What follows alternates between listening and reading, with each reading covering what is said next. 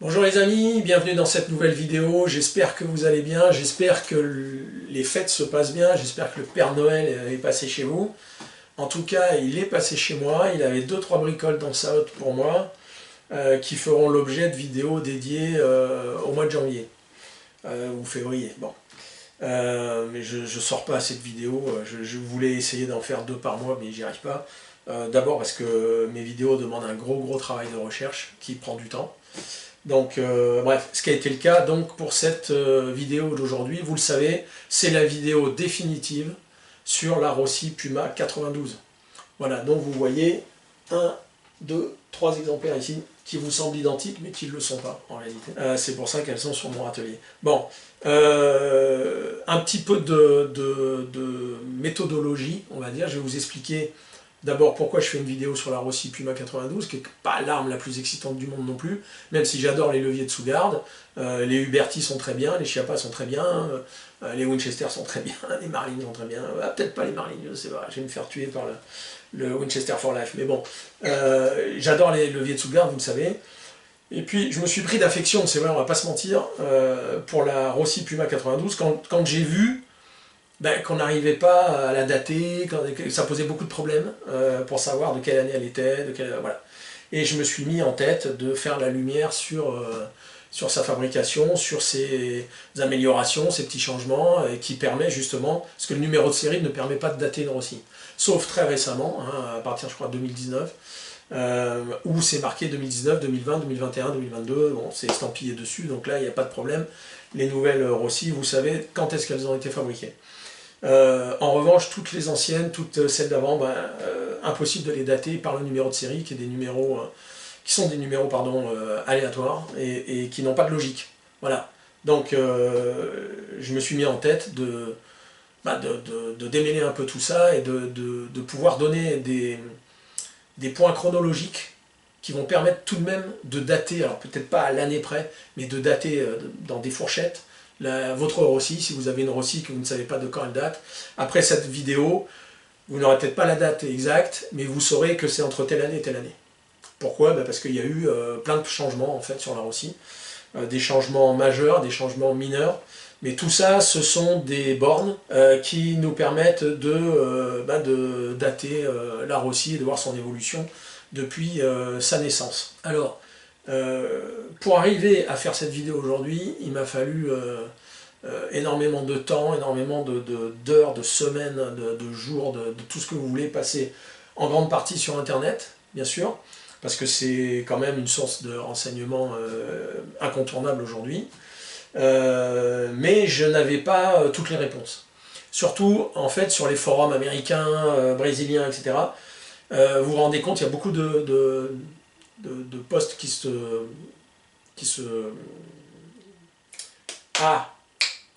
contredisent, pardon, voilà, quand on cherche ces mots, c'est pas évident, qui se contredisent, les infos sont parcellaires, sont incomplètes, sont contredites par d'autres, etc. Bon,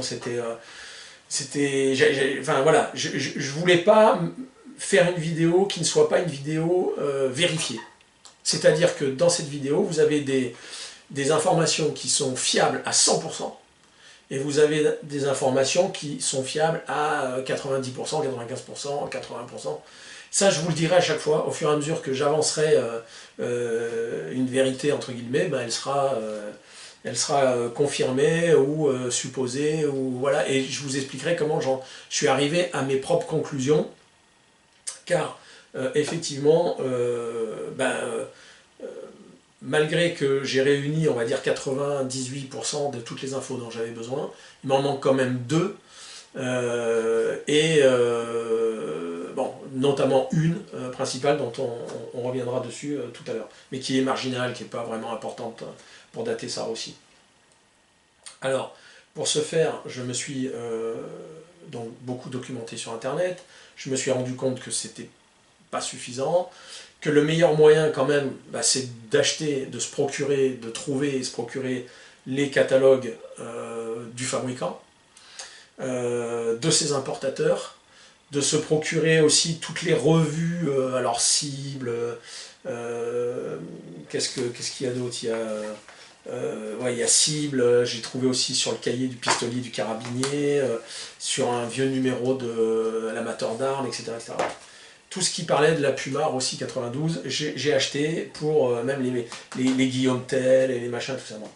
Les catalogues Beckchasse, les catalogues Franconia, Kettner, tous ceux qui ont été distributeurs ou vendeurs de la Rossi, je les ai consultés. Je me suis rendu compte que beaucoup d'articles dans les magazines n'étaient pas fiables à 100%. Voilà, par exemple, vous avez, alors je ne sais plus dans quel magazine, vous avez un auteur qui prétend que Rossi fabrique des armes depuis 1889, quand il s'est installé au Brésil, quand il a créé son entreprise au Brésil. On va y revenir, je vais vous faire un petit historique sur la famille Rossi. C'est faux, c'est faux. Il aura fallu 40 ans à Rossi pour fabriquer des armes, dès l'instant où il s'est installé, voilà. Mais on y reviendra. Donc je me suis rendu compte que les magazines et les articles et tout, c'était quand même... Voilà, on peut pas s'y fier à 100%. Donc je me suis procuré les catalogues, donc comme je le disais, fabricants, catalogues, par exemple là, les catalogues Interarmes, presque tous les catalogues Interarmes, en tout cas depuis que la Rossi est sortie. Et voilà, donc, et même les catalogues, c'est pareil, c'est sujet à caution quelquefois, parce qu'on va le voir avec la naissance de la Rossi, avec l'année de naissance de la Rossi. On va voir qu'il y a des catalogues qui contredisent cette année-là, donc il a fallu faire la lumière sur tout ça. Vous avez par exemple le fabricant qui va vous annoncer que dans son catalogue il sort la Puma en 44 Magnum, par exemple. Et puis on se rend compte que il va mettre plusieurs années à développer la Puma en 44 Magnum. Donc ce qu'il avait annoncé dans son catalogue, ça sera une réalité, mais 2, 3, 4 ans plus tard. Donc on ne peut pas non plus se fier au catalogue à 100%. On peut s'y fier vraiment à 99%, mais à 100% c'est pas possible. Donc qu'est-ce que j'ai fait? Je me suis aussi, comment dirais-je, j'ai contacté la maison mère, Rossi au Brésil, donc Eduardo Rossi, dont je parlais dans une précédente vidéo. Eduardo Rossi, absolument sympathique et tout à fait gentil et disposé à m'aider dans mes recherches. Il m'a envoyé quand même 147 pages de documentation, voilà, que j'ai fait en petit livret comme ça. Alors, c'est de la doc, pas uniquement sur la Puma, bien entendu, c'est sur toutes les armes aussi. Voilà. Mais j'ai quand même trouvé pas mal de renseignements, c'était vraiment sympa qu'il m'ait envoyé ça. Ça ne répond pas non plus à toutes mes questions. Donc il y a des questions que je lui ai posées par email et auxquelles il a répondu, et d'autres qu'il n'a pas pu répondre parce qu'il ne savait pas lui-même. Voilà. Apparemment, Rossi Brésil n'a plus les anciens catalogues, voilà, ni de leurs importateurs, ni de eux-mêmes, leur propre catalogue Rossi. Bon, j'imagine que peut-être qu'au bout de certaines années, tout ce qui reste, ça passe au pilon, enfin je sais pas. Bref, ça m'a coûté aussi beaucoup d'argent. Voilà, je vous le dis. Pourquoi? Parce que c'est une réalité pour ceux qui auraient envie d'acheter des catalogues ou des magazines aux États-Unis ou au Brésil, ou j'en ai eu aussi en Australie. C'est-à-dire que, je sais pas, par exemple, ce catalogue Rossi, qui est le catalogue de 1980, c'est le seul exemplaire que j'ai trouvé. C'est très très difficile de trouver des catalogues d'époque, très très difficile. Sauf les récents, quoi. Les années 90, enfin même pas, les années 2000, on arrive à les trouver facilement. On les trouve même en format PDF et tout ça. Donc je me suis pas gêné pour évidemment les télécharger. Mais les vieux catalogues, les premiers catalogues, les vieux catalogues, ça c'est beaucoup plus difficile. Et quand vous le trouvez généralement entre, on va dire 15 et 20 dollars, le catalogue, auquel vous ajoutez les frais de port. Voilà, qui sont presque plus chers, souvent entre 20 et 25 dollars de frais de port pour un ou deux catalogues que vous achetez. Parce qu'évidemment, si vous trouvez tous les catalogues au même endroit, un seul colis, ça serait mieux. Mais non, c'est dispersé comme ça sur eBay et puis selon les pays. Voilà, donc ça veut dire que en moyenne, un catalogue vous revient à 40-45 dollars. Il a fallu que j'en achète peut-être 20-25, je sais pas, j'ai pas compté. C'est quand même, ça fout les boules. Mais encore une fois, c'est indispensable si on veut faire un travail quasi exhaustif. C'est indispensable de se fournir ces catalogues. Sans ces catalogues, il n'y a pas de vidéo, il n'y a rien, parce que j'arriverai pas à trouver les infos et je resterai dans le brouillard comme on est aujourd'hui. À savoir que donc cette vidéo, elle est complète, hein, vous allez pouvoir dater relativement précisément votre récit. Mais vous savez aussi, je l'ai annoncé dans une précédente vidéo, je prépare un livre. Ça m'a tellement fasciné, en fait, cette quête de l'information. Ça m'a tellement fasciné, tellement intéressé, tellement passionné, que je me suis dit, il faut que je fasse un bouquin là-dessus. Alors ça va être un bouquin, parce que j'ai déjà l'imprimeur, j'ai tout. Ça va être un bouquin qui va être un peu dans ce format-là. Voilà, c'est plus ou moins ce format-là, avec un dos carré collé, et qui va faire, voilà. Le livre n'est pas fini d'écrire, hein, il sort au mois de mars, voilà. On entre en impression fin février, et donc il sera disponible au mois de mars. N'ayant pas terminé l'écriture, mon maquettiste travaillant aussi sur... j'ai un photographe professionnel qui va venir faire des photos, de façon à ce que ça soit quand même une très très belle iconographie, des très belles photos, des belles mises en scène, etc. Il y aura même des chevaux, enfin bon bref. Voilà, donc ça sera ça, et voilà, ça sera entre 50 et 100 pages. Voilà, hein, ça c'est un bouquin qui fait 50 pages. Voilà, 52 pages. C'est un livre sur Colt et Wesson, l'histoire d'une rivalité. Bon, c'est une daube, mais je l'ai acheté comme ça parce que je croyais que peut-être glaner des trucs intéressants, parce que vous savez que les Colt et tout ça, bon, c'est quand même ma passion aussi. Donc, bon, j'ai acheté ça, et ça vaut rien. Bon, bref. Peu importe, ça permet d'illustrer à peu près ce que sera donc le livre sur la Rossi, qui sera le premier d'une collection, je vous l'annonce. Je vais en écrire d'autres, notamment le deuxième, je pense que ça sera sur le Colt Python. On n'est pas western du tout, mais vous savez que j'ai une grande affection pour le Colt Python aussi. D'ailleurs, j'ai appris depuis les vidéos que j'ai faites sur le Python, qui remontent à 2 ans je crois, un truc comme ça, j'ai encore appris pas mal de choses sur le Python. Je me suis procuré aussi pas mal d'infos sur des catalogues aussi. Voilà, ça m'a permis de corriger quelques petites dates, quelques petites choses comme ça. Donc je me suis dit que il n'y avait pas de livre en français sur le Colt Python, à ma connaissance. Il y a des articles dans les magazines, mais toujours pareil, c'est jamais vraiment très très précis. Il y a des bouquins généralistes sur les armes qui vont vous parler du Python, évidemment. Il y a le Wilson, Colt, légende américaine qui parle du Python, mais c'est pas l'objet principal du bouquin. Donc moi je vais dédier un bouquin entièrement au Colt Python. Alors ce que je voulais dire par le fait que je ne sais pas combien de pages il va faire, c'est que je ne sais pas quel prix non plus à quel prix il sera vendu. Je vais essayer le moins cher possible. Voilà. J'espère être sous les 15 euros. Voilà, j'espère. Je ne sais pas si je vais y arriver. Parce que en fait c'est lié aussi, vous le savez, bon là je digresse un peu, mais c'est comme ça, hein, c'est mon style, vous le savez. L'imprimeur me dit, voilà, je fais 500 exemplaires, parce que voilà, moi je vais investir de l'argent pour sortir ce bouquin. 500 exemplaires, est-ce que je vais les vendre, est-ce que je vais en vendre une centaine et je vais me manger les 400 autres, j'en sais rien. Il est évident que si j'en faisais 1000 ou 2000 d'un coup, en étant sûr de les diffuser, le prix, ça descend, voilà, mais pour 500 exemplaires, voilà.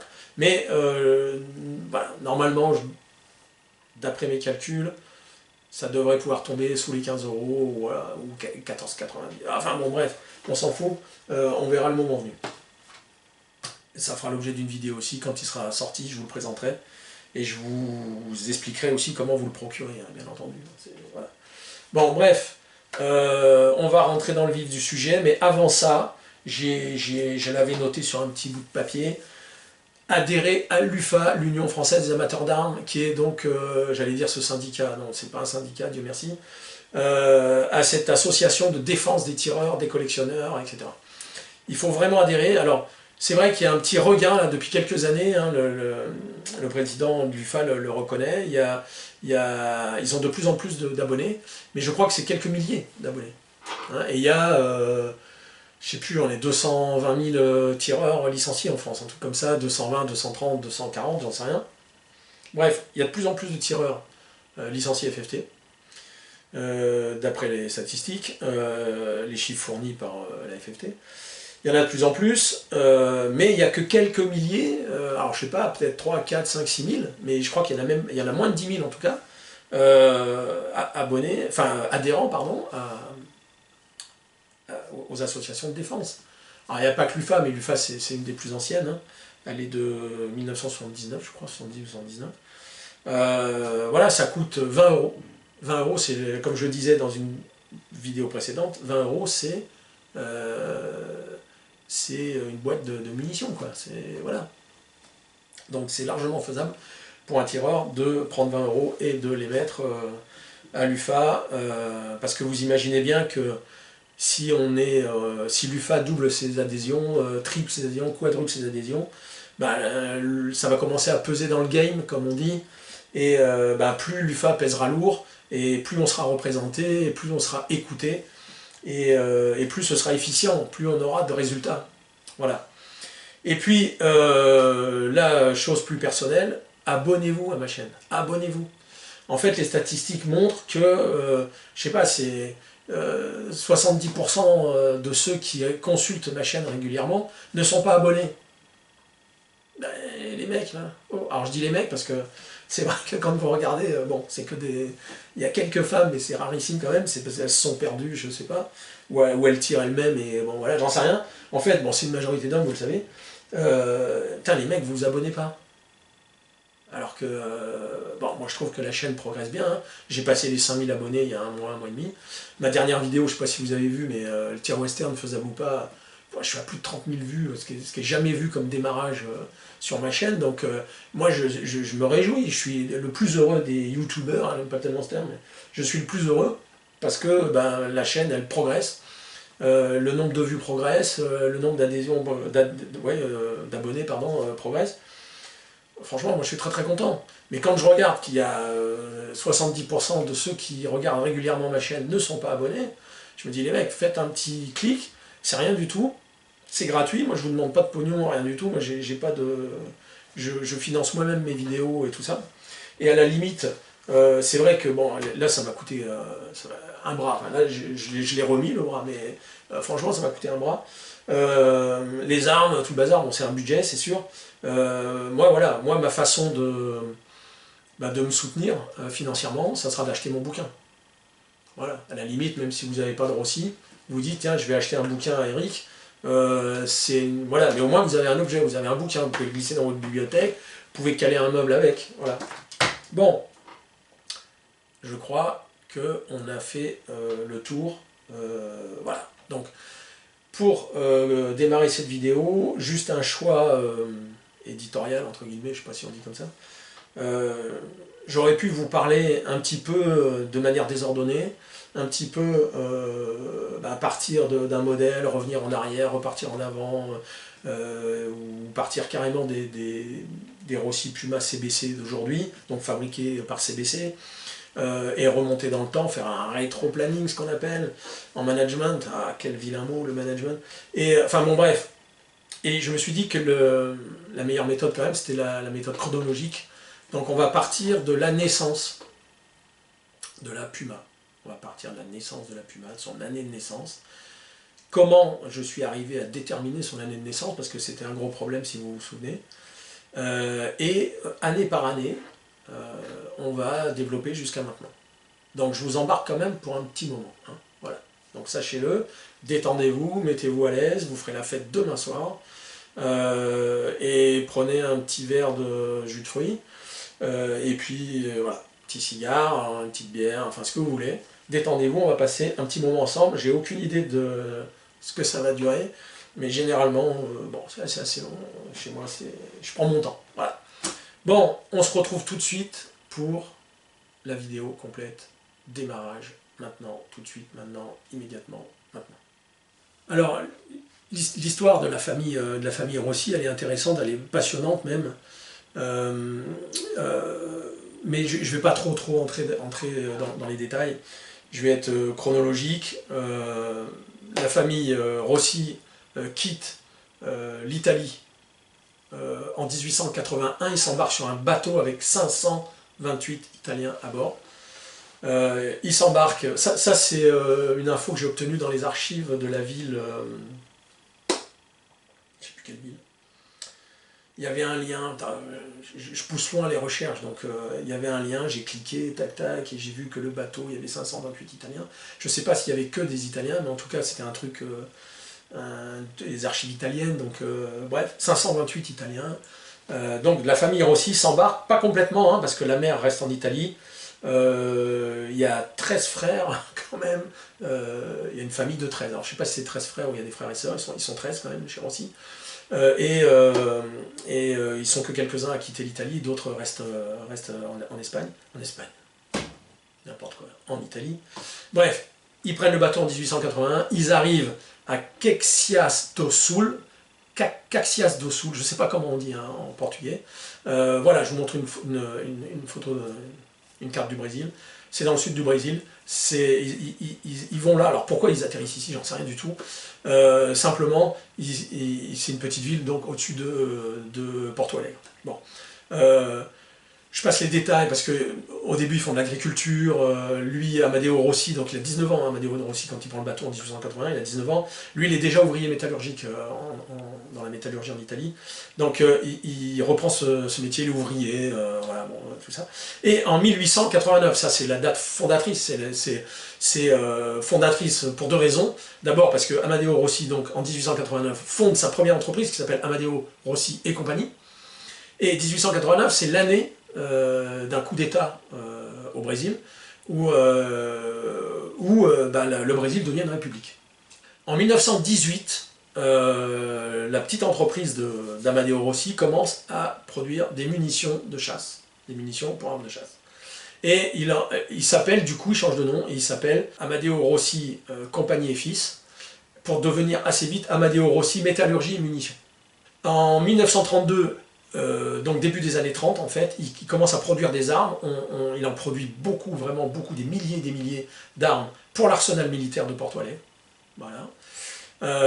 En 1937, c'est trop petit, là où ils sont, donc à Caxias do Sul, c'est trop petit. Donc ils déménagent, ils redescendent un petit peu plus vers Porto Alegre, une trentaine de kilomètres, et ils s'installent à São Leopoldo. À cette époque-là, en 1937, les ateliers Rossi, c'est 250 personnes. Ce qui est une belle entreprise déjà. 1939, l'usine marche à plein. En 1941, le Brésil entre en guerre. Le Brésil veut rester neutre au départ, hein, parce que le Brésil veut faire commerce avec tout le monde. Donc il reste neutre. Puis ils se rendent compte qu'avec les blocus américains, ils n'arrivent plus trop à faire commerce. Donc il vaut peut-être mieux rentrer du bon côté dans la guerre, parce que il faut savoir quand même que le régime républicain est un régime plus, quand même très à droite, très à droite, et du coup avec des sympathies quand même pour Franco, pour tout ça, plus que pour les autres. Mais ils comprennent vite que la guerre, ça va un peu changer les choses.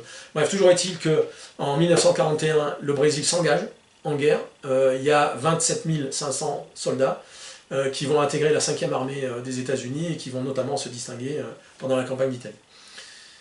En 1943, l'entreprise est déclarée d'intérêt national, c'est-à-dire qu'elle ne fait plus que des armes pour l'effort de guerre. En 1944, en octobre, en remerciement pour service rendu, Amadeo Rossi devient, à l'âge de 93 ans, devient citoyen brésilien. Hein, citoyen brésilien. Il est arrivé en 1881, le garçon. Il fonde c'est un acteur économique depuis 1889, et il n'a la citoyenneté brésilienne qu'en 1944.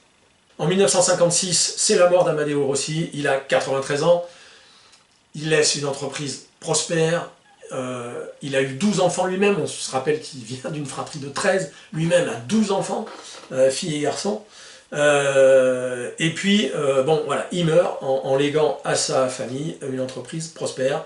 1964, c'est le début des exportations vers l'étranger. À partir de 1968, Rossi importe des machines d'Angleterre qui sont les premières machines de microfusion. En 1972, il a 2200 employés. Donc on se souvient qu'en 1937, il a 250 employés. En 1972, quelques décennies plus tard, il y en a 2200. 2200. En 1989, Rossi fête ses 100 ans, bien entendu. En 1994, Rossi reçoit le Grand Prix des USA du revolver de l'année, 1994, avec son modèle 719, donc modèle en 357 Magnum que je vous montre en photo. Alors, c'est quand même intéressant parce que on voit que pendant longtemps les armes Taurus Rossi ont été décriées, etc. etc. Bon, je pense que si aux USA ils ont fait le prix de l'année, du meilleur revolver de l'année pour le Rossi, bon, je le trouve joli en plus. Bon, moi j'ai jamais eu d'arme de poing Rossi, hein, je peux pas dire, je peux pas critiquer ni encenser, j'en ai jamais eu. Voilà, alors autre date importante chez Rossi, c'est 1997. Alors ça va être important quand on va aborder aussi la chronologie de la Puma 92, hein, l'objet de cette vidéo. Là je fais une petite digression historique parce qu'il faut bien replacer le contexte, contextualiser comme on dit. 1997, c'est que la division armes de poing de Rossi passe sous le contrôle de Taurus. Alors on va pas, je ne vais pas m'étendre sur Taurus, mais Taurus c'est aussi un très gros fabricant. Bref, il prend le contrôle de la division armes de poing en 1997. À l'occasion de ça est fondée la société Brastek. Et là ça va commencer à vous parler parce qu'il y a des Pumas qui sont estampillés Brastek. Donc vous savez que ça ne peut pas être de toute façon antérieur à 97, donc estampillé Brastek, qui va devenir l'importateur exclusif, donc on est en 1997, exclusif des armes Rossi. C'est-à-dire que tous les autres importateurs, y compris Interarmes, Samuel Cumming, le propriétaire d'Interarmes, mourra en 99, ce sera aussi la fin de la société, qui va renaître sous un autre nom, mais bon, c'est pas l'objet de la vidéo. Brastek devient l'importateur principal, le seul, exclusif, des armes Rossi aux États-Unis. En 2007, Rossi commence à produire des airguns, hein, produire des airguns. On sait que depuis 2010, ne produit plus que ça, d'ailleurs. Alors les armes à feu sont toujours fabriquées à l'usine Rossi, mais ne sont plus au catalogue Rossi. Le catalogue Rossi, c'est uniquement maintenant, quand vous allez sur le site Rossi Brésil, c'est que des airguns. Voilà. Et d'ailleurs, je crois que Rossi ne fabrique plus d'armes de poing depuis quelques années. En tout cas, elles ne sont plus au catalogue Rossi depuis quelques années.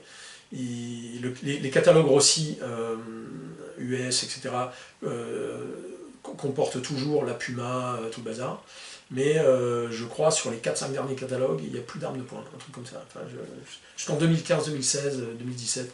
Après, on n'en trouve plus, donc à mon avis, ils n'en fabriquent plus. Bref, c'est pas le sujet.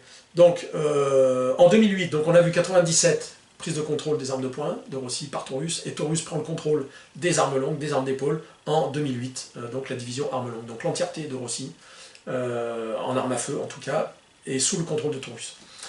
Et en 2015, Taurus est absorbé, à son tour, par le géant, parce qu'on peut parler de géant, le géant CBC. Alors CBC c'est quoi? C'est compagnie brésilienne de cartouches, c'est Companhia Brasiliana Cartuchos, voilà, en portugais. Et voilà, donc on ne va pas s'étendre sur CBC non plus. CBC c'est une très vieille entreprise qui ont créé MacTech, les munitions MacTech, qui sont numéro 1 ou 2 mondial en fourniture en fabrication de munitions. Ils ont quand même racheté Celivello, pas n'importe quoi. Bref, bon, voilà. Donc ça, c'est pour l'aspect un peu historique de Rossi. C'est une chronologie, c'est pas exhaustif, il y a beaucoup plus de choses à dire en fait là-dessus. C'est passionnant aussi, je vous invite à faire vos recherches. J'en parlerai aussi dans le bouquin. Voilà, on va maintenant passer à la partie qui nous intéresse vraiment, la Rossi Puma 92. A tout de suite. L'histoire de la Rossi, elle démarre en 1976. Alors, j'avais lu sur les forums américains, il y a un forum dédié à Rossi, je me suis farci, alors le forum dédié à Rossi, c'est un forum généraliste sur les armes Rossi. Il y a les armes de poing, les fusils de chasse et tout le bazar. Moi, je me suis borné juste à la Puma, c'est-à-dire il y avait plus de 85 pages internet, hein, avec tous les articles et tout, 85 pages, je les ai épluchées un par un, ça m'a pris un temps de dingue, hop, hop, hop, tac, et j'ai glané comme ça 58 pages A4 sur mon ordinateur de notes. Je faisais un copier-coller dès qu'un truc m'intéressait, je le glissais dans mon ordi et j'ai fait comme ça 58 pages de notes. Donc il a fallu démêler tout ça, etc. Et donc dans toutes ces notes, il y en a qui disent la Puma est sortie en 1967. Pourquoi? Parce qu'elle portait la nomenclature M67 quand la Puma est sortie. Et puis d'autres disent non, c'est en 76. C'est pas bon. Moi j'étais arrivé à la conclusion que effectivement c'était en 1976 qu'était sortie la Rossi. Et puis quand je me suis procuré certains catalogues, notamment le catalogue de Garcia Sporting Arms, qui était un des premiers importateurs Rossi aux États-Unis dans les années 60, j'ai vu que il annonçait la Puma. Voilà, je vous montre la photo à l'écran, mais je vous le montre ici aussi. Voilà. Voilà. Bon, j'ai enlevé les agrafes parce qu'il y avait un système d'agrafes un peu bizarre. Voilà, mais vous le voyez à l'écran, la Puma est annoncée au catalogue Garcia de 1972. Donc je me suis dit, c'est bizarre qu'elle soit annoncée dans le catalogue 72 et que elle soit sortie en 76 en réalité. Bon, donc je me suis dit, parce que là vous voyez le catalogue de 1976 de Rossi, je vous le montre à l'écran également. Voilà, catalogue 76, donc je sais maintenant, hein, je l'affirme avec autorité, la Puma 92 est sortie en 1976. Voilà, ça c'est sûr et certain. Voilà. Donc pourquoi elle se retrouve au catalogue Garcia en 72? Je vais vous expliquer pourquoi. Donc on la trouve ici, on voit que, ça s'affiche à l'écran, on voit qu'elle s'appelle Puma dès l'origine. Voilà. Donc l'appellation Puma n'est pas une appellation d'importateur, c'est une appellation du fabricant. Voilà. Donc, comment se fait-il qu'on trouve la Puma, je vous remets l'image, la Puma 92, donc vous voyez bien à l'image que c'est marqué Puma, c'est pas marqué Puma, c'est marqué Saddle Ring Carbine, SRC, c'est marqué Rossi, et on voit bien que c'est une 92. Mais vous voyez quelques détails qui, moi, m'ont tout de suite accroché l'œil en me disant, mais c'est drôle parce que Garcia annonce en 72 une Puma Rossi, enfin une 92 Rossi, qui ne s'appelle pas encore Puma, mais elle n'a pas les caractéristiques de la Puma présentée au catalogue de 76, notamment la hausse, et notamment le guidon. Le guidon qui est sur la bride, ce qui n'a jamais existé. D'ailleurs, je fais une parenthèse sur le fait que la Rossi 92 n'est pas une copie conforme, en fait, de la Winchester 92. C'est vrai qu'au premier coup d'œil, pour l'œil non averti, il va dire, bah oui, c'est une Winchester, c'est une 92, voilà. Ben, il y a des petits détails, comme ça, qui montrent que, effectivement, par exemple, le guidon, on en parlait, le guidon de la 92 Winchester n'a jamais été sur la bride qui maintient le canon et le tube magasin. Jamais. Il n'y a pas d'exemple de... Voilà. Donc là, c'est une... on ne sait pas pourquoi, Rossi a décidé de mettre ce guidon sur la bride. Voilà. Donc ça m'a interpellé, parce que dans le catalogue Garcia, eh ben, le guidon, il est sur le canon, il n'est pas sur la bride. Il est sur, comme les vrais Winchester. En plus, il y a la hausse comment on appelle ça, la Winchester 92, elle a eu plusieurs types de hausses. Donc ça, c'est pas une erreur de Rossi. Rossi a fait le choix de la hausse crocodile, mais c'est pas une erreur. Ça existait aussi sur la 92. En revanche, Garcia, sur la photo qu'il met, on voit bien que c'est pas du tout la même hausse qu'a employé. Je sais plus le nom de cette hausse.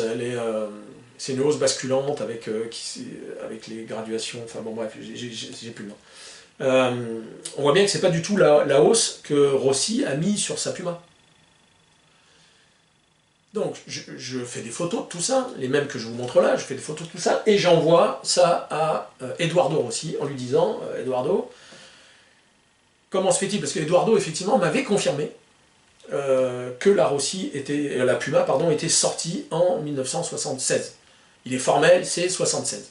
D'ailleurs, c'est indiqué également dans les documents qu'il m'a amenés. Je lui dis d'accord, Eduardo, mais comment vous expliquez qu'on retrouve Rossi, Saddle Ring Carbine, etc., sur le catalogue de Garcia en 72. Et là, il me fait une réponse, la réponse de quelqu'un qui ne sait pas, en fait. Voilà. Et encore une fois, merci Eduardo, il a été absolument génial sur ce coup-là. Mais voilà, il m'a fait une réponse il m'a répondu textuellement que la seule explication qu'il voyait, c'est que en 72, qu'elle serait sortie en 72, donc, finalement, il a eu un gros doute lui aussi, il s'est dit, ben, peut-être c'est sorti en 72, mais ça s'appelait pas la Puma, ça s'appelle la Puma qu'à partir de 1976. Mais ça sentait trop le mec qui sait pas répondre, quoi. Il bute là parce qu'il se dit, putain, c'est annoncé dans un catalogue de 72, et moi je dis qu'elle est sortie en 76, ouais, ça a un peu vrillé là. Donc il m'a fait une réponse à laquelle j'ai pas cru une seconde. J'ai dit non, ça c'est une réponse de quelqu'un qui sait pas. Donc moi je vais fouiller, je vais chercher, voilà. Et puis en étudiant les documents qu'il m'avait envoyés, je m'aperçois qu'il y a des armes chez Rossi. Alors pas la Puma, hein, mais j'ai trouvé ça sur d'autres armes Rossi qui étaient annoncées et qui en fait sont sortis plusieurs années plus tard. Ce sont des prototypes qui ont été fabriqués, certains ont même été envoyés à des importateurs, probablement avec des dates de sortie, en disant bah, on va sortir tel modèle, on vous envoie un prototype, dites-nous ce que vous en pensez peut-être ou pas, j'en sais rien. Et c'est pour ça qu'on retrouvait des armes Rossi annoncées plusieurs années avant qu'elles sortent. Et je me suis dit, à tous les coups, c'est ce qui se passe avec la Puma. Rossi travaille sur la Puma, évidemment, si Rossi la sort en 76, il y a toute la phase recherche et développement. Alors, recherche et développement, comme c'est une copie, c'est vite recherché, vite développé. Vous prenez une Winchester 92, vous la copiez, ça va relativement vite. Mais quand même, c'est quand même du travail. Donc je me dis, à tous les coups, Rossi a annoncé en 70-71, ils ont dû annoncer qu'ils allaient faire une copie de la Winchester 92. Et Garcia étant l'importateur américain, et sans doute avec l'accord de Rossi, Rossi pensait certainement sortir sa Puma plutôt que 76, et il l'a autorisé à mettre une publicité dans son catalogue. Sauf que, comme elle n'était pas fabriquée, qu'est-ce qu'a fait Garcia? Ben, il a pris une Winchester 92, il l'a prise en photo, et il l'a inclus dans son catalogue, puisque ça allait être une copie de la 92. Nulle part vous voyez marqué Winchester, rien du tout, la photo est faite de telle façon qu'on ne voit pas de marquage, on ne voit rien du tout. Et du coup, ben, il a appelé ça Rossi, voilà. Et il l'annonce même, vous l'avez vu en photo, je vous le remets là, il l'annonce même donc en 357 et en 44 Magnum. Voilà, donc on reviendra sur les calibres. Bon, donc je me suis dit, le meilleur moyen de vérifier ma théorie, qui est que ben, Garcia a annoncé une arme qui n'était pas encore sortie, et il a donc utilisé une photo de Winchester, c'est est-ce qu'on va trouver toujours la même publicité dans le catalogue suivant? Ou est-ce que ça a été arrêté? Voilà. Donc je me suis procuré les catalogues suivants. Voilà. Donc vous avez le volume 6, et dans le volume 6, eh ben, vous regardez, il y a des armes Rossi, pas de problème, mais il n'y a plus la 92, elle n'y est plus, terminée, elle n'est plus au catalogue. Donc ça c'est le catalogue 72, ça c'est le 70, au catalogue 72, ou 71, je ne sais plus.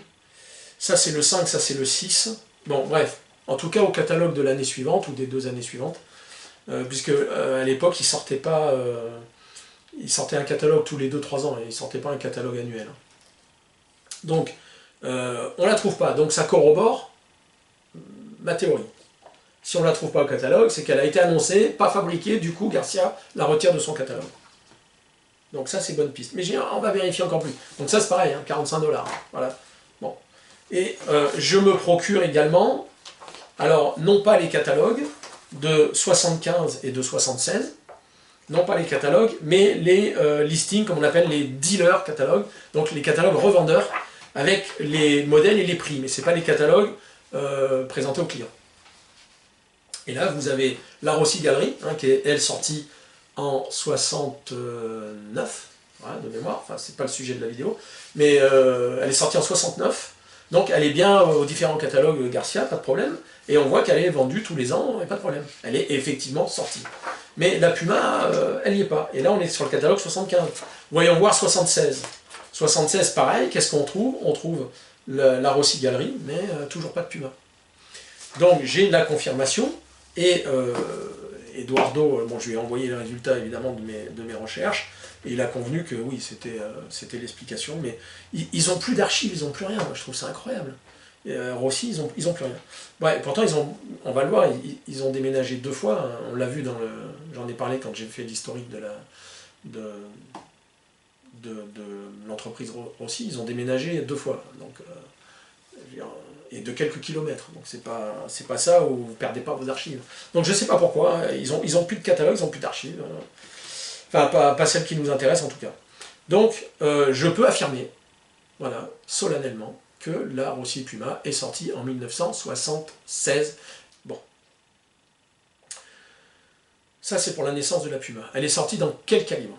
Là, vous allez voir aussi qu'il y a des petites nuances. Là, on voit catalogue, donc je vous remets la photo, catalogue de 76, naissance de la Puma, qui s'appelle donc Puma dès son origine. Saddle Ring Carbine, donc ça veut dire anneau de selle, hein, qu'on trouve donc sur le côté des Pumas. On verra que c'était le cas, l'anneau de selle était de série au départ, et puis assez vite c'est devenu sur commande, enfin une petite option, en fait, c'était aléatoire. Vous la demandiez avec ou sans, enfin bon bref, voilà. Donc c'est pas non plus c'est pas un signe qui va vous servir à dater votre Rossi, l'anneau de selle, pas du tout. Il y a des choses beaucoup plus importantes pour dater votre Rossi. Et donc cette première Rossi, elle est annoncée en calibre 38.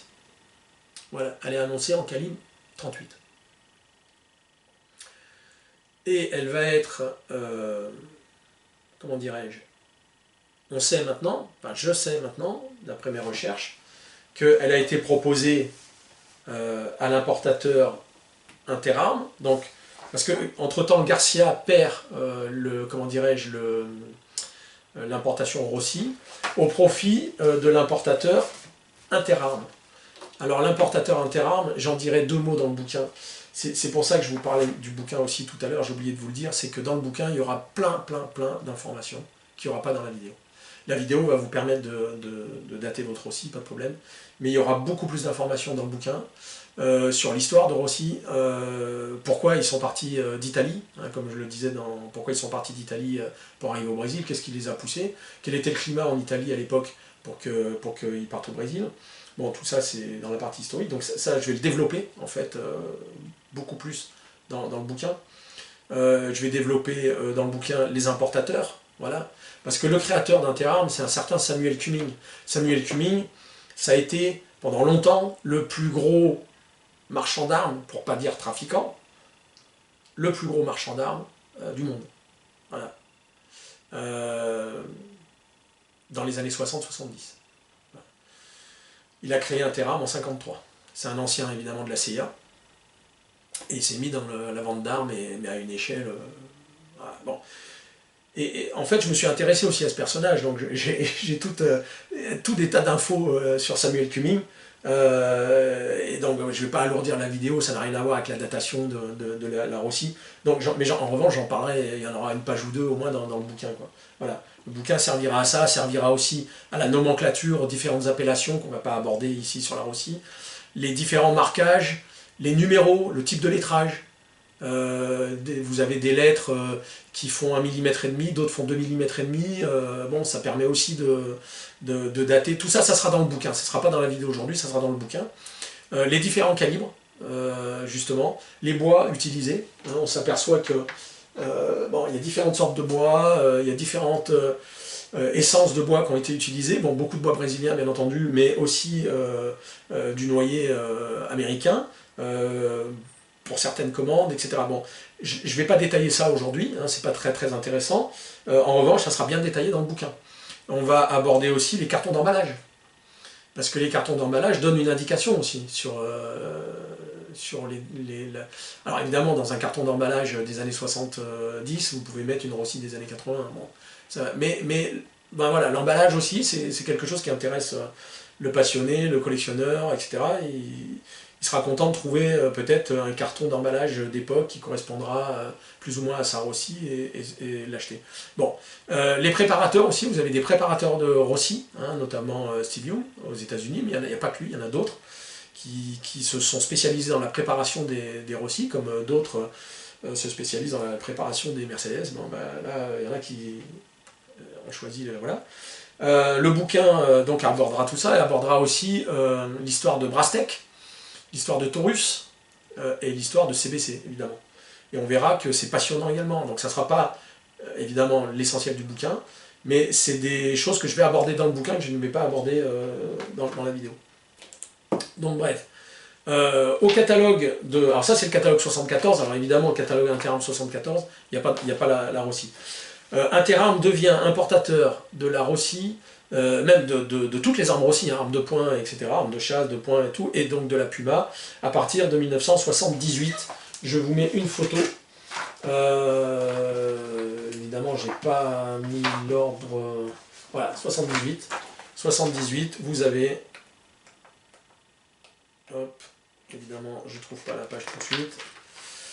Mais je vous la mets en image, mais je vous montre que c'est bien ce catalogue. Parce que, en fait, voilà. Tac, vous voyez, voilà, c'est la photo que je vous montre. Ça, c'est le catalogue Interarm de 78. Voilà. Et qu'est-ce que propose le catalogue Interarm de 78 ? Ben, il propose 38 spéciales, 357 Magnum. Or, on l'a vu, le catalogue Rossi de 76 propose 38 spéciales. Il ne propose pas 357 Magnum. Donc je me suis dit, mais bon, là aussi, il y a un truc à creuser. Il faut comprendre pourquoi Rossi annonce dans son catalogue 38 spécial et pas de 357. Hein. Vous savez que autant vous pouvez mettre du 38 dans le 357, autant vous ne pouvez pas mettre de 357 dans le 38. Bon, bref, tous les tireurs de 357 le savent. Bon, comment se fait-il qu'on a cette disparité d'un catalogue à l'autre ? Eh ben, j'ai trouvé, évidemment, j'ai trouvé la réponse. C'est simplement que la législation brésilienne faisait que le 357 Magnum était interdit au Brésil. De même que le 44 Magnum. Voilà. J'ai trouvé, dans les documents que m'a envoyé Eduardo, j'ai trouvé ce qui pouvait confirmer, pareil, mes recherches, c'est que, en fait, la version destinée au marché américain était en 357, et la version destinée au marché national, au marché intérieur, était en 38. Parce que le 38 était autorisé, pas le 357. Tout simplement. Donc, une Rossi uniquement en 38 spécial, vous n'en trouvez plus aujourd'hui. Vous n'en trouvez plus. Mais à l'époque, vous pouviez en trouver. Donc moi, ça m'intéresserait d'en avoir une. J'en ai une ici, qui est en 357-38, et qui fonctionne très très bien, dans les deux calibres. En revanche, j'aimerais bien en acheter une qui soit uniquement 38, parce qu'en fait, je voudrais me faire une petite collection de Rossi, des différentes versions qu'il y a eu, mais les plus anciennes possibles. Les nouvelles ne m'intéressent pas. On verra ce qu'on entend par nouvelle version. Voilà, donc c'est ce qui explique cette différence de calibre, hein, 38 sur un catalogue, 357 sur l'autre. Bien. Ensuite, qu'est-ce que je voulais dire? C'est un peu fouillis, hein, mon truc, c'est parce que en fait j'ai un milliard de trucs. Voilà, c'est comme ça, vous avez l'habitude. Je jette un œil au bouquin, je me dis, ah mais j'ai oublié de dire un truc sur le bouquin. Sur le bouquin, vous trouverez aussi les commémoratives. Parce qu'on ne le sait pas, mais il y a eu des commémoratives au Brésil. Alors qu'est-ce qu'ils ont bien pu commémorer au Brésil? Bon. Ça, et il y aura ça dans le bouquin, et il y aura aussi les séries limitées. Il y a eu des séries limitées.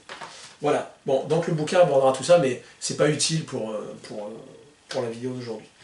Voilà, donc là, bon, vous savez, j'ai pris des notes. Hein. Vous les voyez pas à l'écran, mais moi je les vois, heureusement.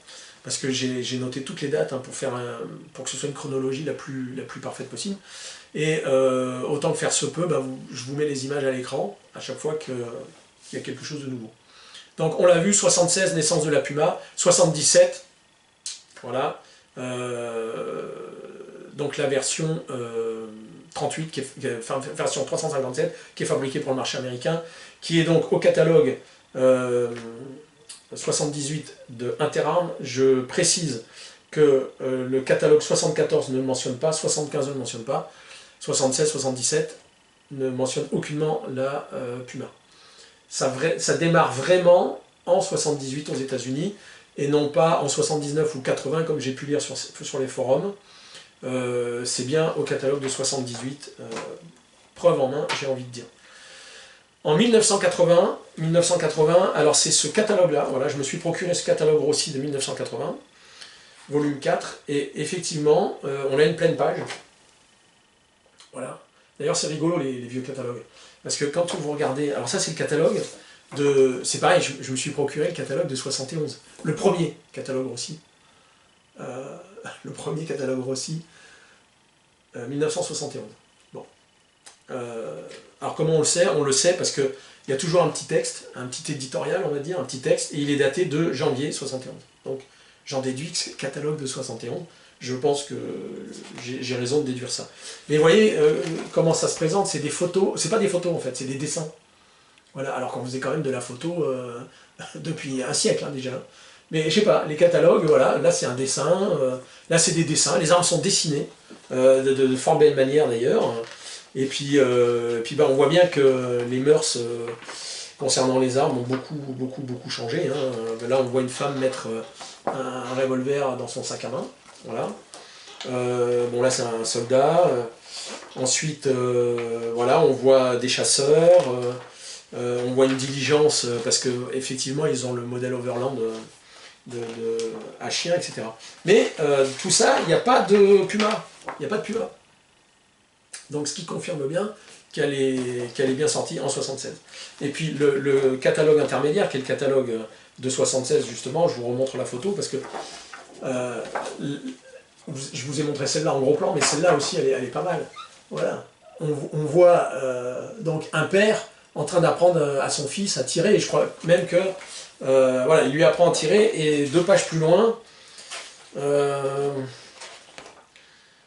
alors c'est pas sur celui-là, parce qu'il lui offre un cadeau, alors c'est sur un autre catalogue, je sais plus, il lui offre un cadeau pour Noël, parce qu'ils ont sorti le modèle à pompe comme ça, 22 long riff, mais le modèle junior. Donc on voit un père offrir, voilà, bon. Autre époque, autre mœurs, hélas, disparu. Enfin bref, bon, donc ça c'est 1983, donc on voit qu'il y a déjà 3 versions au catalogue Rossi, mais toujours en 38-357, mais il y a la version donc dorée, argentée, bref, bon, un petit peu kitsch, mais difficile à trouver à mon avis, parce que ça n'a pas duré longtemps ces versions. Alors on arrive maintenant en 1982, alors en 1982, qu'est-ce qui se passe? En 1982, là, Rossi Puma est chambrée pour la première fois en 44-40. Voilà, 44-40. Jusqu'à maintenant, vous l'avez compris, elle était en 38. Ensuite, 357-38. Et maintenant, en 44-40. L'année suivante, en 1983. Là, le 44 Magnum fait son apparition.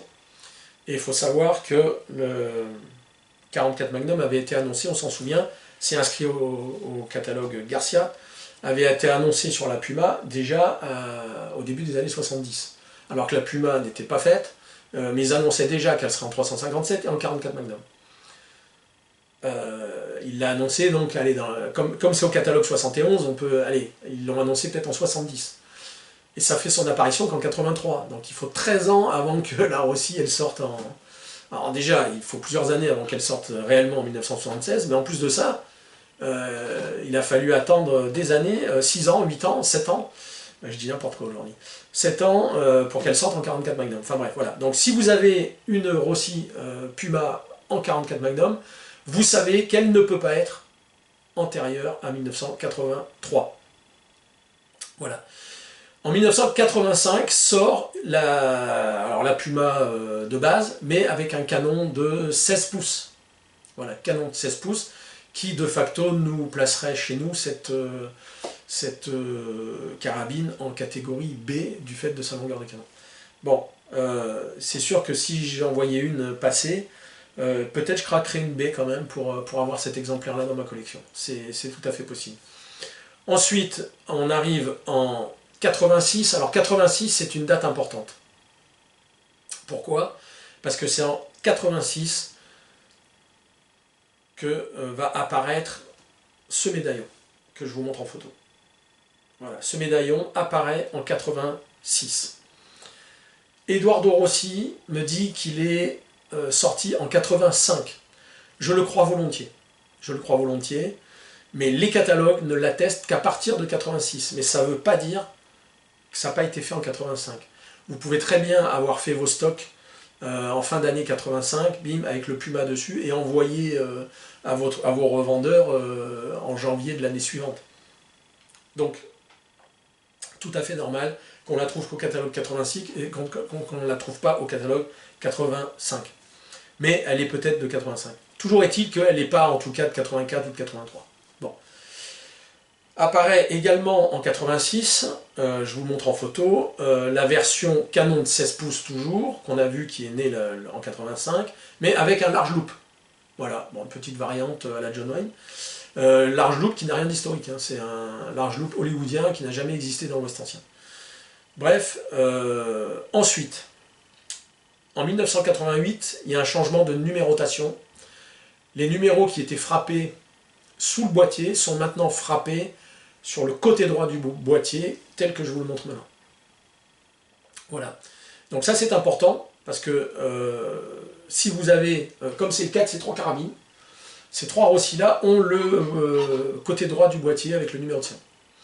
Ce qui veut dire qu'elles ne peuvent pas être antérieures. Alors, encore une fois, avec un delta d'une année. Ça peut très bien être fait à l'usine Rossi en 87 et apparaître au catalogue 88. Moi je vous donne les dates catalogue. Mais on l'a vu, il peut y avoir un petit delta.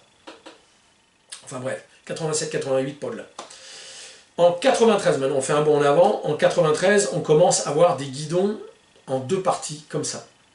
Alors pourquoi je dis on commence à avoir des guidons en deux parties? Parce que là, il y a une des deux questions à laquelle Eduardo Rossi n'a pas su répondre. C'est réellement à partir de quand il y a eu des guidons d'une seule pièce avec la bride, ou en deux pièces. C'est-à-dire que le guidon était démontable de la bride. Alors, d'après ce que j'ai pu trouver, Eduardo, donc Rossi n'a pas su répondre, mais d'après ce que moi j'ai trouvé, sur tous les catalogues que j'ai, c'est que, et puis je pensais au départ que le guidon n'était que d'une seule pièce avec la bride. Et puis, je me suis procuré ça sans savoir que je trouverais la réponse dedans. C'était parce que bon, c'est un vieux magazine de 1982, hein, mars 82, Cahier du pistolier et du carabinier, ça rappellera des souvenirs à certains. Je vous rappelle que j'ai commencé le tir en 1983, donc je suis contemporain de ça.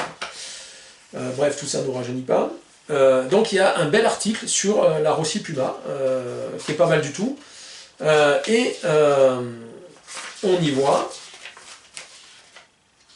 Alors, on y voit d'ailleurs une chose, je vous disais, par rapport à la différence avec une vraie Winchester 92. La Winchester 92, elle a un ressort à lame sur le chien. Et là, c'est des ressorts à boudin. Ça fonctionne aussi bien.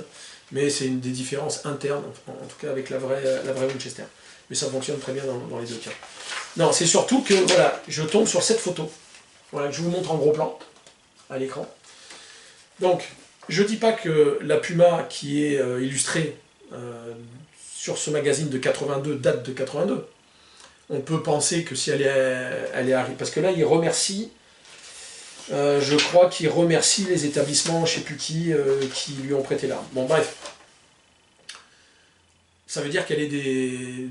Le magazine étant de 82, l'arme elle est de 80 ou 80 maximum. Donc elle est quand même assez proche des premières années de production. On rappelle 1976. Donc en 4-5 ans, il est possible que les premières versions, en fait, aient été avec la goupille et soit démontable. Et que ce soit simplement les années d'après, et donc où le guidon est solidaire de la bride. J'ai demandé à Eduardo, et Eduardo me dit que c'était, d'après lui, hein, et ça semble un peu logique par rapport à tout ce que j'ai pu constater, c'est-à-dire que d'une année sur l'autre, vous allez voir la goupille, et vous allez ne pas en voir, c'était très aléatoire.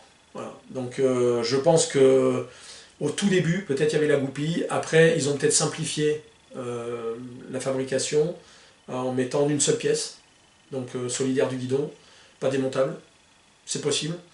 En tout cas, on retrouve les deux versions tout au long, voilà, tout au long de... Par exemple là, évidemment, j'arrive pas à les dater à une année près, hein, bien entendu, mais il y en a qui ont la goupille, d'autres non. Enfin, il y en a deux qui n'ont pas la goupille, et une à la goupille. Voilà, donc c'est... Alors, je sais pas à quoi vous dire. Je pense que de temps en temps, il y avait les deux, ils ont utilisé les deux. Voilà, donc ça, c'est pas vraiment... c'est pas vraiment comment dirais-je, un repère vraiment très fiable. En revanche, à partir de 93, on voit apparaître ce type de guidon, comme je vous ai montré, mais ça se généralise. C'est-à-dire qu'au bout d'un moment, il n'y a plus d'autres guidons que des guidons à deux... Enfin, le guidon démontable. Bon.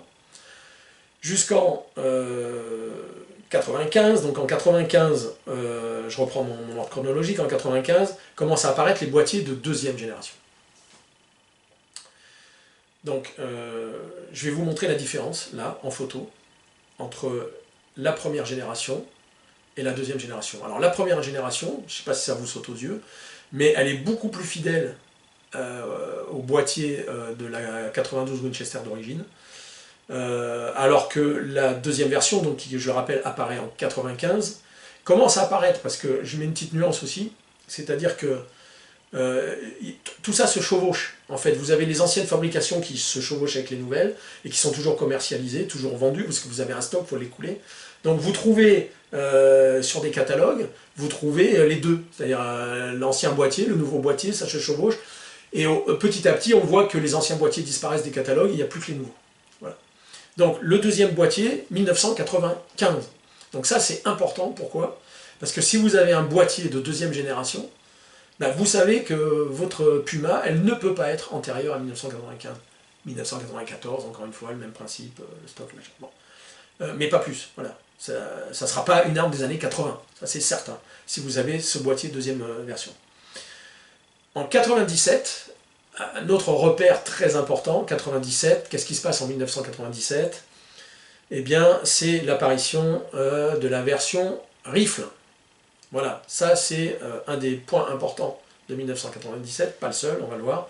La version rifle que je vous montre à l'écran. Cette version rifle, elle a un canon semi-octo qui va être proposé au catalogue pendant 3 ans. 4 ans. 3-4 ans. Encore une fois, il y a toujours le petit delta, les stocks, les machins. Bon. Mais elle ne sera pas produite, c'est pas une version qui va être produite très très longtemps. Donc ça, c'est un peu le Graal. Hein. Moi, j'adorerais tomber sur un rifle canon semi-octo de chez Rossi. Ça, c'est un peu le Graal, j'en ai jamais vu. Jamais vu depuis que j'en cherche. J'en ai jamais vu sur les sites de vente, les machins, jamais vu ça.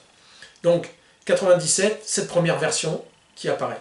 Mais sur 97, c'est quoi? C'est aussi la version de l'apparition de la version inox. C'est-à-dire que vous commencez à trouver en 97 des versions inox, comme je vous montre à l'écran.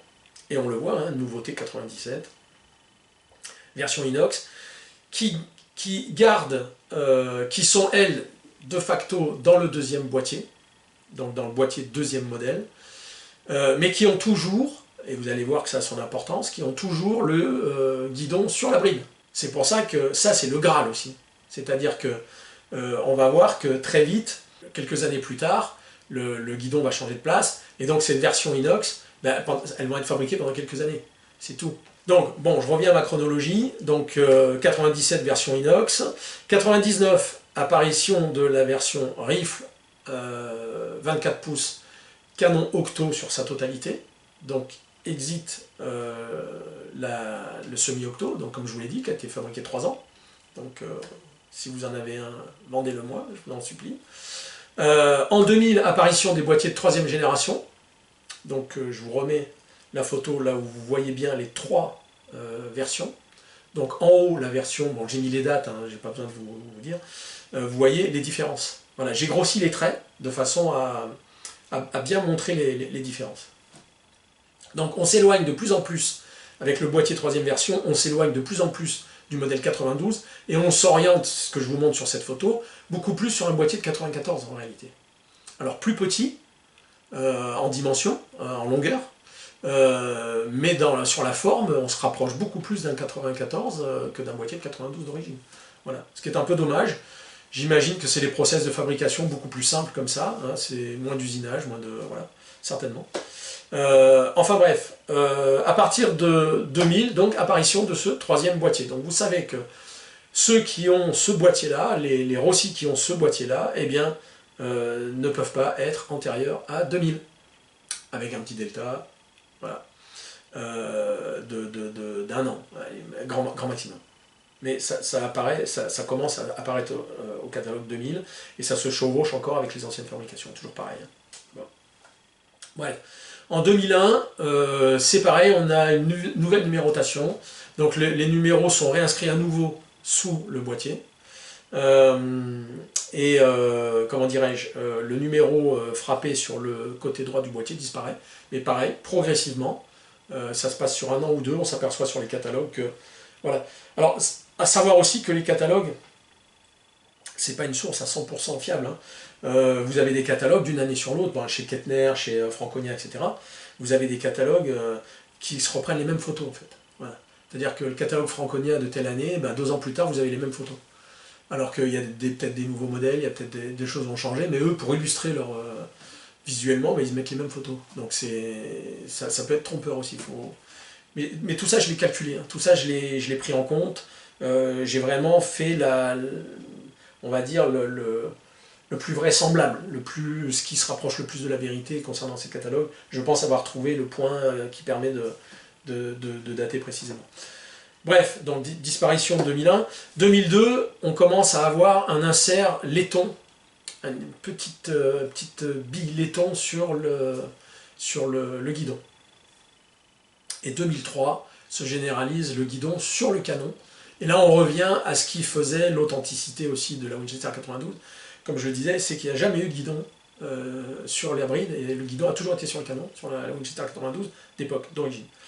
Là, ce qui est étonnant de la part de Taurus, c'est qu'ils partent en 76 avec un bon boîtier mais un mauvais guidon, pour arriver en 2003 à avoir le bon guidon mais le mauvais boîtier. Bon, je sais pas. Il y a un fabricant, lui, qui s'y est pas trompé en tout cas, qui fabrique de superbes répliques de 92, c'est Chiappa, je vous mets une photo. Chiappa, zéro défaut. C'est la réplique de la 92, le boîtier il est toujours usiné de la même façon, le guidon, Chiappa, franchement c'est top. J'en ai pas là, j'en ai eu un de la 92 Chiappa, mais c'est vraiment de la très très belle fabrication, et elle est beaucoup plus fidèle que la Rossi. Elle est plus chère aussi. Bref, 2009, généralisation donc de ce qu'on appelle le Taurus Security System, c'est-à-dire le bouton sur la culasse. Alors là aussi, il y a un petit bémol, c'est-à-dire que il y en a qui disent que c'est apparu au début des années 2000, quand Rossi est passé aux commandes numériques, etc., etc. Bon, ça c'est pas sur les catalogues, en tout cas. Et ce que j'ai pu déterminer, c'est que, en fait, ce qui m'a fait tilt, en fait, c'est la Nouvelle-Zélande. Je suis allé sur un site en Néo-Zélande, et là, il y a un site d'armes où il parlait de la Russie. Et il y en a qui disaient que le système n'est arrivé en Nouvelle-Zélande, ce système de sécurité, qu'en 2009. Donc je me suis dit, bon, si c'est apparu en 2009, mais qu'il y en a qui disent que c'est apparu aux années 2000, qu'est-ce qui a pu se passer? Et puis en continuant de fouiller, je m'aperçois qu'effectivement, en Europe également, le système de sécurité était beaucoup plus tardif que le début des années 2000. Et je suis tombé sur un article aux États-Unis, un article juridique sur les armes, et que en fait c'est les avocats qui ont demandé aux fabricants de mettre des sécurités, effectivement au début des années 2000, mais pour le marché américain. Uniquement pour le marché américain. Alors le début des années 2000, j'ai pas pu chiffrer, est-ce que c'est 2001, est-ce que c'est 2002, est-ce que c'est 2003? On est toujours au début des années 2000 en 2003. Donc ça, je ne saurais pas dire. En revanche, c'était pas du tout impacté, enfin ça n'a pas du tout impacté le marché européen, ni le marché australien, néo-zélandais, etc. Et en fait, pour des, j'imagine, des problèmes de logistique et de fabrication, ils se sont dit, toutes les Rossi auront ça maintenant, quoi. Voilà, c'est tout. Donc vous avez ce système qui peut s'enlever, hein, d'ailleurs, on peut l'enlever, il peut se démonter, il peut s'enlever. Et puis le trou qui est laissé vide, vous pouvez mettre un skinner sight dessus, un viseur, comme vous voyez là, vous pouvez le mettre dessus. Bref, toujours est-il que cette sécurité elle est généralisée à partir de 2009. Donc effectivement, bon, vous pouvez avoir une Rossi avec ça qui date de 2007-2006, probablement, s'il y a bien des États-Unis, etc. Mais ça s'est généralisé en Europe et un peu partout dans le monde à partir de 2009. Donc j'imagine que voilà. Et vous avez dans les années 2010, alors c'est attesté en 2015, 2016, 2017, 2018, ça c'est attesté, mais j'ai pas vraiment fouillé là. Si vous aviez en plus de ça la clé, une petite clé derrière le chien, donc ça faisait 2 sécurités au lieu d'une. Voilà. Donc ça c'est pour l'aspect chronologique de la Puma. Donc vous savez que voilà, si vous avez telle caractéristique sur votre carabine, c'est qu'elle est de telle année à telle année, elle ne peut pas être antérieure à cette année-là, etc. etc. Bon. Maintenant, est-ce que ça vaut le coup d'acheter une Rossi? Pour être un petit peu plus clair pour le petit porteur qui nous regarde, oui. Vous le conseillez quand même d'acheter, de vendre ou simplement d'attendre? Alors, est-ce que ça vaut le coup d'acheter une Rossi? Est-ce qu'il faut acheter, attendre, comme disent nos amis les inconnus? Alors en fait, moi j'ai que du bonheur avec les Rossi que j'ai pu avoir. Jusqu'à aujourd'hui, j'en ai au moins une dizaine. Là, j'en ai 3. Je sais que je vais en racheter d'autres. J'en ai essayé d'autres de celles que j'avais montrées dans de précédentes vidéos, que j'ai plus, que j'ai revendues, j'en ai racheté d'autres. Bon, bref. J'essaye d'acheter les plus anciennes, en fait, les plus anciennes possibles. Voilà, donc moi j'ai que des satisfactions. Voilà. Il y a un problème récurrent chez les Rossi Puma, c'est que, notamment celles qui sont chambrées en 357-38, c'est qu'il y a beaucoup de témoignages qui montrent que la 357 fonctionne à merveille, elle est hyper fluide dans son cycle. En revanche, dès que c'est du 38, vu que en fait, la balle est un peu plus courte, ça pose des problèmes avec le chariot élévateur et tout. Moi, je l'ai en 38, 357-38, franchement, j'ai 0 problème avec les deux. Mais est-ce que c'est une Puma qui a été upgradée, optimisée? Vous savez qu'il existe aux États-Unis, Steve Young, j'en ai déjà parlé, Steve Young s'est spécialisé dans l'amélioration des Rossi 92. Il a son site internet qui s'appelle Steve's Gun, vous le trouvez facilement. Il vend un DVD et une petite pochette de pièces détachées. Et il vous vend ça, alors je sais pas combien ça coûte, 30, 40, 50 $, je ne me rappelle pas. J'ai voulu lui en acheter mais il n'a pas voulu. Donc il a quand même reconnu que j'avais plus d'informations sur l'histoire de la Rossi Puma que lui, mais il m'a dit qu'il n'envoyait pas vers la France. Bon. Donc, bref, il vend un pack avec un DVD qui explique comment démonter la Puma, comment la remonter, comment changer les pièces, et il fournit quelques pièces, l'équivalent on va dire des ressorts Wolf ou des trucs comme ça. Bon, il fournit quelques pièces qui, selon lui, si on veut améliorer sa Rossi, il faut changer tel ressort, tel truc, tel machin, et là vous avez... Bon, il faut la démonter, il faut polir les pièces, parce qu'il y a une phrase très très sympa que j'ai vue sur des sites, c'est que comment dirais-je, la légende dit que les Rossi ne sont pas fabriquées dans l'usine au Brésil, elles sont fabriquées dans votre garage. C'est-à-dire que quand vous recevez une Rossi, ça m'a bien fait rire, quand vous recevez une Rossi, vous ne prenez pas une cible et une boîte de cartouches pour l'amener au stand et l'essayer. Vous sortez votre boîte à outils. C'est ce qui se disait dans les années 80 et 90 à propos des armes Rossi. C'est-à-dire que, c'est ce qu'on dit aussi des Harley Davidson. Alors, vous savez qu'on dit pour faire rouler une Harley Davidson, il en faut 2, quoi. Bon bref, un peu comme les hélicoptères français, hein. Je crois qu'il y a un hélicoptère qui vole pour 3 ou 4 qui restent au sol, parce que bon... Bref, c'est un autre débat.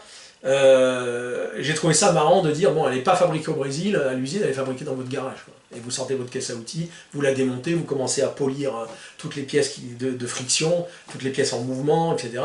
Et que là, à partir de là, vous avez un truc, voilà. Ce qui ressort en fait de tous les témoignages que j'ai pu consulter, c'est que ceux qui ont une Rossi qu'ils ont eux-mêmes préparée, c'est-à-dire qu'ils ont démonté, qu'ils ont poli, qu'ils ont tout ça, pour rien au monde ils voudraient s'en séparer. C'est ce qui ressort dans la plupart des témoignages.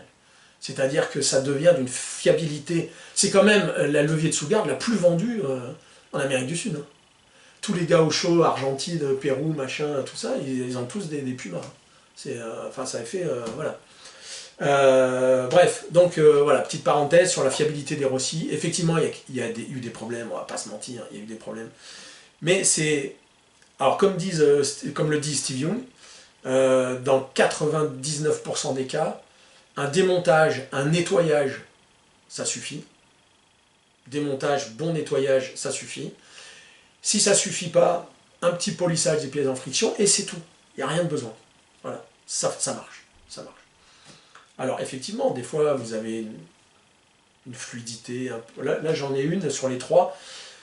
Bon, je le montre dans une ancienne vidéo. Ça accroche un peu. Bon, bah, peut-être parce qu'elle n'a pas été polie, celle-là. Voilà, il suffit que je la démonte, je la polis un peu, je suis sûr que ça va aller tout seul. Donc voilà les amis, je pense qu'on a un peu fait le tour. Je sais pas combien de temps on a mis, j'en sais rien du tout, je sais pas, j'espère que c'est pas trop long pour vous. Moi il y a tellement de choses encore à dire, tellement de trucs. Bon, vous procurerez le bouquin et là vous aurez tout, absolument tout de A à Z. Alors, dernière information qui me manque, hein, je vous avais dit que Eduardo Rossi, il y a 2 infos auxquelles il ne pouvait pas me répondre, c'est cette histoire de guidon avec l'insert, pas l'insert, bon bref, la goupille, pas la goupille. Bah, c'est combien de Puma ont été fabriqués depuis 1976? Alors, il est incapable de me le dire, ou il ne veut pas me le dire, j'en sais rien, il me dit qu'il ne sait pas. Alors je l'ai relancé, un peu avant les fêtes, alors peut-être il était parti en vacances, il ne m'a pas répondu.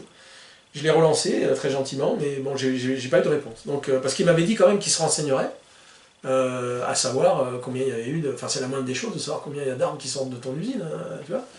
Et en fait, bon, ben, j'ai pas la réponse. Mais, d'après certains commentaires, bon, fiables ou pas, j'en sais rien, on peut estimer quand même, vu... parce qu'il y avait un importateur américain, enfin pas un importateur, un revendeur, une grosse armurerie, qui avait dit qu'il en passait mais des centaines tous les ans, des centaines. Il faut savoir aussi, détail important, Rossi, Taurus, ils vendent plus d'armes de poing aux États-Unis aujourd'hui, hein, plus d'armes de poing que Glock et CZ réunis. Donc je crois qu'ils ont 40% du marché. Il faudrait revérifier tout. Et en parlant de pourcentage, vous voyez, je saute du coq à l'âne, c'est un truc de fou. Mais ça se bouscule là-dedans. Dans le bouquin, je parlerai des armes et du Brésil. Parce que les États-Unis, c'est des petits joueurs, hein, à côté du Brésil. Hein. C'est des petits joueurs. Il y a des anecdotes savoureuses au Brésil sur les armes. Donc, ça sera dans le bouquin. Voilà, c'est parce que j'ai halluciné quand j'ai fait des recherches, j'ai trouvé tout ça. C'est pour vous dire aussi que j'adore faire des recherches. J'adore fouiller, j'adore... Vous voyez, là où d'autres vont se dire « Ah oui, bon, le patron de Interarms, c'est Samuel Cumming. » Ben moi, je vais voir qui est Samuel Cumming. Je vais voir qui c'est ce mec. Pourquoi il a créé Interarms. Et je tombe sur un ancien de la CIA. Et je tombe sur un mec qui a fait la guerre du Vietnam. Et je tombe sur tout ça. Donc je me dis, je veux en savoir plus. Et à chaque fois, c'est passionnant. Donc vous dites, j'ai envie de partager ça, etc. Bon, donc il y a beaucoup de choses qui sont dans le bouquin. Autour de la Rossi Puma, ben, vous allez avoir plein de choses comme ça. Voilà, c'est pareil. Si je vous dis CBC, c'est une entreprise qui existe depuis très longtemps, de mémoire 1926. CBC a des liens aujourd'hui avec... bref, j'en parle pas, ça sera dans le bouquin, c'est étonnant, c'est étonnant, les liens de CBC avec certaines industries, c'est étonnant. Voilà. Bon. Bref, voilà, je crois qu'on a fait le tour. J'espère que vous avez pris plaisir à regarder cette vidéo. Et comme j'en ai, hein, c'est manifeste, hein, je veux dire, il n'y a pas de tricherie chez moi. Hein, moi, je bouillonne en fait. Voilà, donc, j'ai tellement de choses que j'ai envie de partager. Bon, bref, voilà, j'espère que ça vous a plu. Moi, j'ai pris plaisir à vous raconter tout ça. Et je vous dis à très bientôt, la prochaine vidéo. Je n'oublie pas, parce que vous êtes nombreux à me demander OK Coral, et OK Coral m'obsède aussi. OK Coral, c'est génial, c'est fascinant. Donc je veux vous raconter l'histoire d'OK Coral. Voilà. Bon, ça sera une grosse vidéo aussi. Voilà, les amis, je ne vous retiens pas plus. Excellent réveillon du Nouvel An à vous. En réalité, je ne vais pas dire que je m'en fous. Moi, les fêtes de fin d'année, ça me garde un peu. Bon, voilà, le Nouvel An, je ne sors même pas. Enfin, ça ne nous intéresse pas. Voilà, on est bien à la maison, tranquille, et c'est tout. Bon, bref, sans compter que c'est les soirs où, paraît-il, on se fait le plus cambrioler, parce que tout le monde sait qu'on est dehors et qu'on n'est pas là. Enfin, bon, bref, j'en sais rien. En tout cas, moi, j'ai pas de goût pour les festivités comme ça, donc je reste tranquille à la maison. En tout cas, je vous souhaite un bon réveillon du Nouvel An. On se retrouve en janvier. Alors, en janvier, j'ai des très belles choses à vous montrer, qui feront l'objet de vidéos. Alors, il y a la vidéo OK Coral, on en parle, mais ça, c'est une grosse vidéo. Peut-être ça sortira pas en janvier, mais je suis dessus. Ce qui va sortir en janvier, c'est que, vous voyez, j'ai rentré un Sharp 1874, c'est une réplique. Je vous dis pas de quel fabricant, je vous dis pas de quel importateur, parce que c'est un truc, pareil, ça mériterait une vidéo. Et c'est la version carbine, en 45-70, cartouche métallique. Je reçois début janvier la version rifle, c'est-à-dire canon octo, canon long, du même importateur américain. C'est pour ça que j'ai acheté les deux, parce que c'était c'est rarissime aussi. Voilà. Et sinon, il y a une très très belle arme de poing, je vous en dis pas plus, 85 exemplaires au monde. Voilà. Je remercie l'armurier qui m'a téléphoné pour me dire Eric, on a rentré ça, c'est pour toi. Il se reconnaîtra, je lui ferai une petite dédicace lors de la vidéo, mais franchement, voilà. Alors, dernière chose, abonnez-vous, adhérez à l'UFA, adhérez à l'UFA, d'ailleurs je n'arrête pas cette vidéo tant que vous n'avez pas adhéré à l'UFA, et abonnez-vous à ma chaîne, voilà. Et on reste copains. Tout est bien qui finit bien. Bonne fin d'année 2022, bon réveillon, on se retrouve en 2023 pour les vœux. Ciao les amis.